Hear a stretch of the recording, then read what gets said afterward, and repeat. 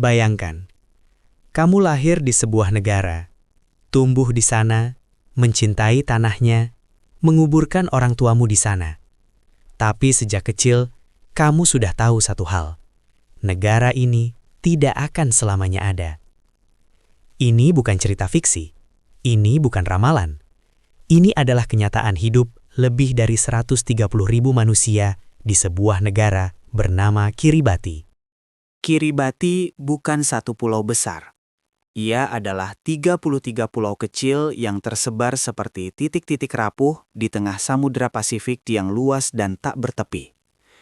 Jika kamu berdiri di salah satu ujung Kiribati, daratan terdekat bisa berjarak ribuan kilometer. Tidak ada negara besar di sekitarnya.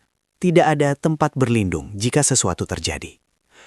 Negara ini terbagi menjadi 3 gugusan utama, Kepulauan Gilbert, Line, dan Phoenix. Jarak antar pulau begitu jauh hingga perjalanan antar wilayah bisa memakan waktu berhari-hari dengan kapal kecil. Bahkan secara waktu, Kiribati adalah anomali. Sebagian wilayahnya berada di hari yang berbeda dibanding bagian dunia lain. Matahari terbit di sini lebih dulu, seakan Kiribati selalu hidup satu langkah lebih dekat dengan masa depan. Ironisnya, masa depan itu justru membawa kabar yang tidak pernah mereka minta.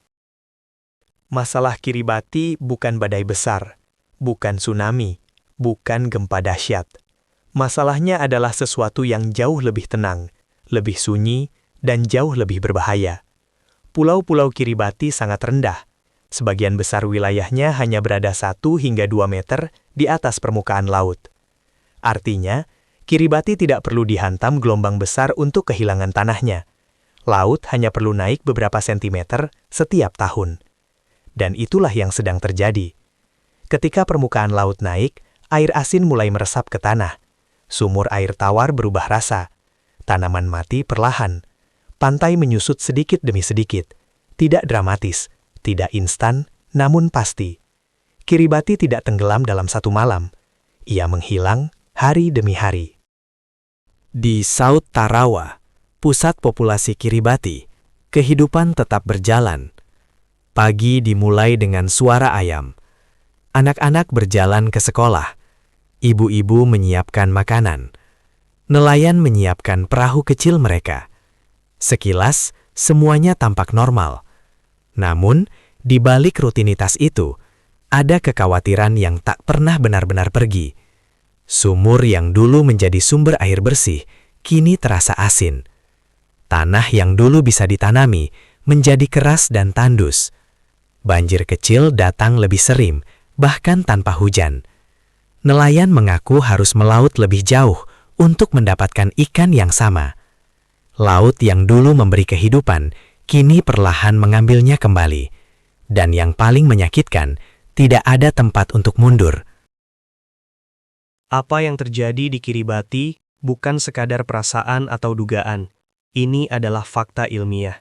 Data satelit menunjukkan permukaan laut global terus naik setiap tahun, dan wilayah-wilayah rendah seperti Kiribati menjadi yang pertama merasakan dampaknya.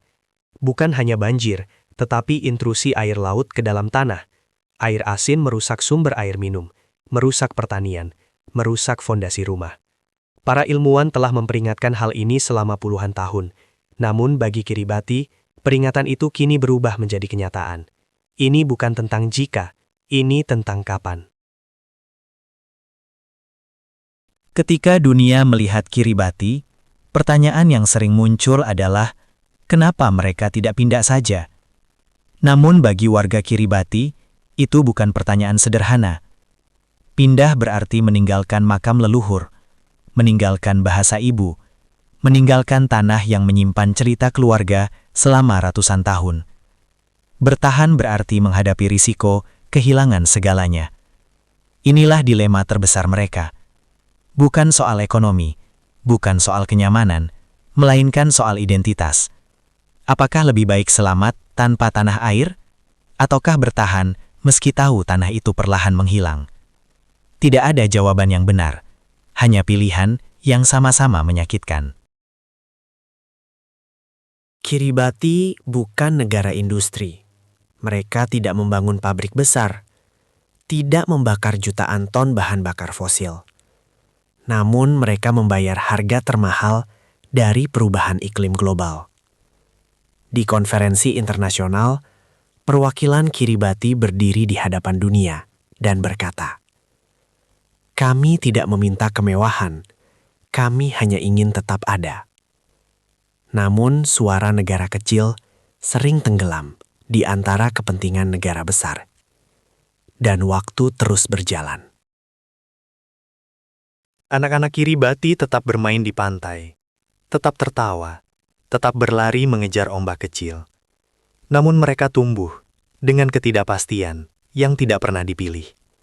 Mereka belajar tentang dunia yang mungkin tidak akan memberi mereka tempat untuk pulang.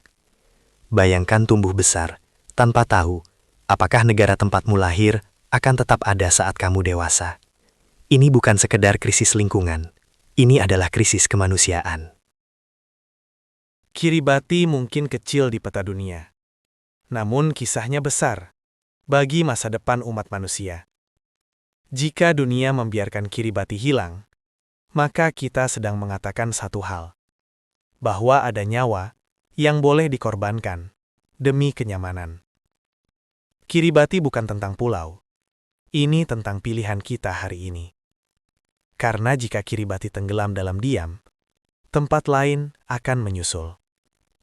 Dan saat itu, kita tidak bisa berkata bahwa kita tidak tahu.